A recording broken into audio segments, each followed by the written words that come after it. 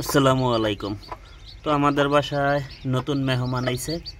গতকালকে বাচ্চাগুলা ফুটছিল, শীতের জন্য আজকে বাচ্চাগুলা বের করলাম মাত্র। তো 11টা বাচ্চা ফুটছে আলহামদুলিল্লাহ। তো এদের জন্য বাজার থেকে সোনালি স্ট্যাটাস ফিট আনলাম, 0 ফিট যেটা বলে একদম। তো এখন এদেরকে পানি দেই নেই, কালকে থেকে এই পর্যন্ত পানি দেই নেই।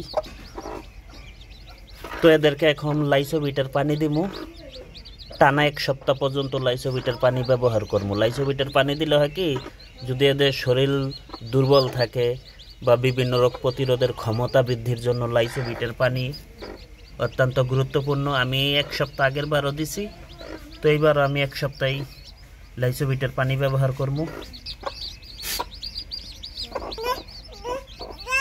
বাচ্চাগুলি দেখে খুব ভালো লাগতেছে।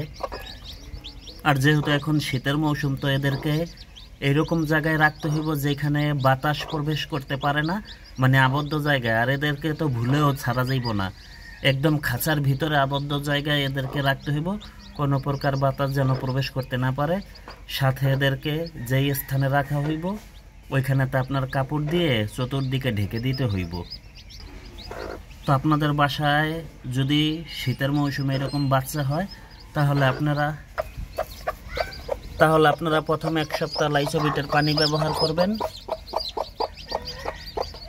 এবং এদের জন্মের সাথে সাথে এদেরকে সোনালি স্ট্যাটাস ফিড, যেটা একদম 0 ফিট, এটা খাইতে দিবেন। এতে বাচ্চা খুব দ্রুত বড় হয়ে যাবে।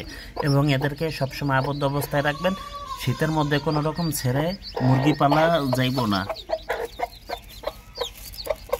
আর চতুর্দিকে কাপড় দিয়ে ঢেকে দিবেন আপনারা, এতে আপনাদের মুরগিগুলো ভালো থাকবে। 11টা বাচ্চাই কিন্তু একদম ঝরঝরা, মাশাআল্লাহ, দেখতে খুব সুন্দর লাগতেছে। ওই প্রথম মা হইল, এই প্রথম ও মা হইল, ডিম দিছে এই প্রথম।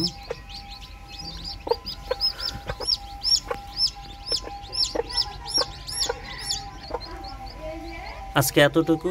সবাই ভালো থাকুন, সুস্থ থাকুন, আল্লাহ হাফেজ।